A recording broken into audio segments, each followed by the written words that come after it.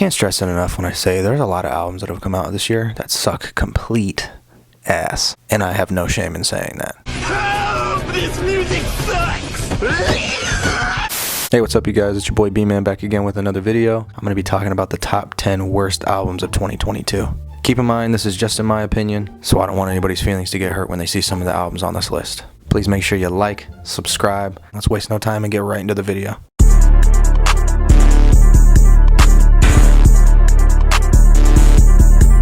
Number 10, Drip Season 4 by Gunna. I know a lot of you might be surprised that this album is on this list because a lot of people liked this album.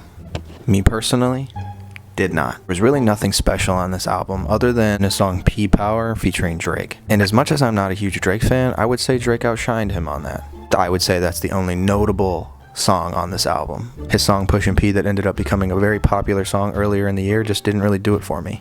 The album is very bland, and I would honestly say that his last album was a lot better. Number 9, I Never Liked You by Future. Now I'm sure this is another album that some people will be disappointed to see on this list, because I know a lot of people also liked this one. Future did not bring anything to the table that I haven't already heard in the past from him. Nothing new, nothing special. He did have his song Puffin' on Zooties that was on my top 100 songs of the year list. One of the reasons I like that song so much is because it reminds me of a song that came out on his High Off Life album called Hard to Choose One, because that song is honestly better than this one. I say you should check that song out and kind of compare the two. I think 9 times out of 10 y'all would agree that Hard to Choose One is a better song. Overall, I think this album could have been a lot better. I'm sorry to say it. It's just my opinion. We'll see what Future comes out with next, because I will listen. Number 8, It's Only Me by Lil Baby.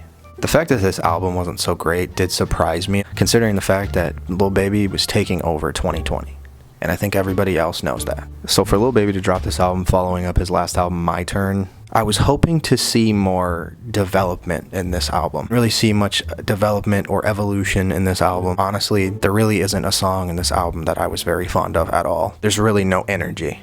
Sad to say, because Lil Baby's not a bad artist, but I think at this point, he's a better feature artist than he is an artist on his own. The Last Sly Meadow by NBA Youngboy.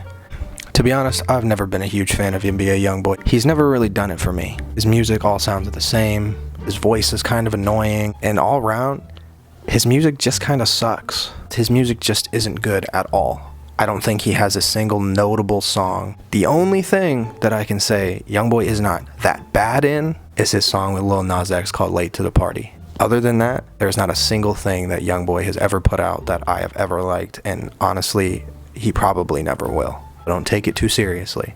This is just what I think. I don't think he's ever going to be an artist that I'll like. Number 6, Life by Yeet.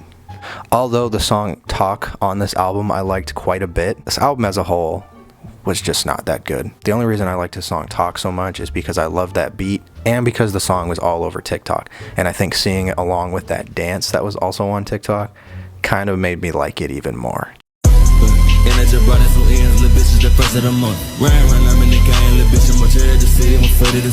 So I will admit, that is a pretty good song. Other than that, this album really didn't cut it for me. I think with Yeat's newfound fame, he has the potential to do something better, and I hope in the future of his career, he can learn to evolve into something better than this. But I guess we'll see.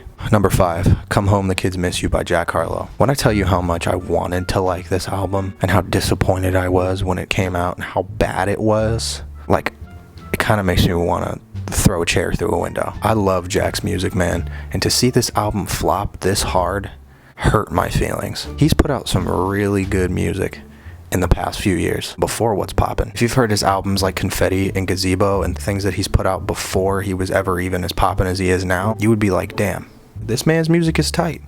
You would definitely think twice about why he decided to put out this garbage. It's the biggest piece of dog shit that I have ever heard. Although this album is not very good, I will give him props for getting nominated for a Grammy. I don't think this album deserves that nomination, but good for him. I'm praying that his next album is so much better than this one. Sorry, Jack. Just do better next time. You didn't show up today with HIV, AIDS, any of them deadly sexually transmitted diseases that'll make you die in 2-3 weeks, put a cell phone like that up. Oh, brother, this guy stinks! Number 3, Honestly Nevermind by Drake. Do I even have to explain this one? I mean, to be honest, I'm not like the hugest Drake fan like I was a few years back. In high school, I used to bump his shit 24/7, and I thought he was fantastic. I just think ever since he dropped Views in 2016, he has not been as good as he could be. That is just my opinion. I know a lot of people to this day still love Drake, and I'm not going to act like there aren't a few songs that he's put out in the last few years that aren't pretty good. Projects as a whole, not so much. Certified Lover Boy was not good. This album, definitely not good. And then Her Loss wasn't terrible, but it wasn't as good as I feel like it could have been. Every time Drake drops an album, I always give it a chance before I give it a verdict. There just has not been anything that has really hit for me in the last few years.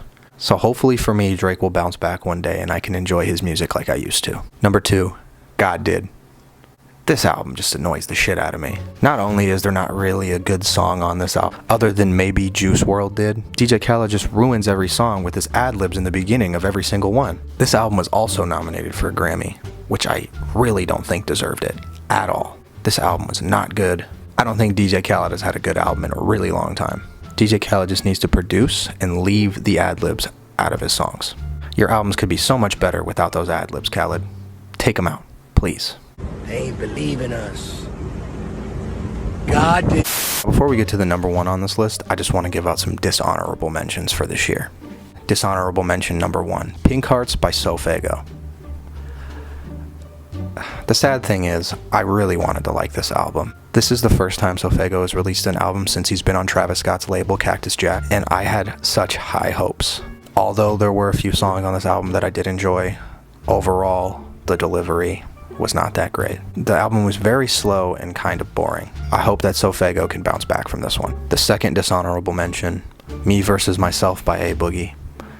A Boogie hasn't dropped an album since 2020, so he spent a lot of time working on this album. A Boogie didn't do anything special on this album. There's really nothing new that I haven't already heard before, and there was nothing that really caught my ear.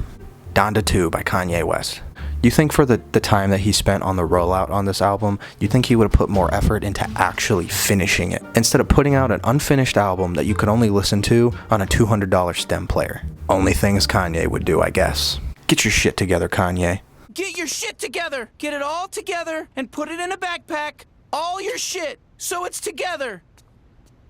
And if you gotta take it somewhere, you know? Take it to the shit store and sell it. Or put it in a shit museum. I don't care what you do. You just gotta get it together. Get your shit together. And my number 1 worst album of 2022 is Mainstream Sellout by Machine Gun Kelly. This album is terrible. Absolutely terrible. The sad thing I think about this album is that I actually enjoyed Tickets to My Downfall. I did not enjoy this album for a single second, but honestly, it doesn't surprise me.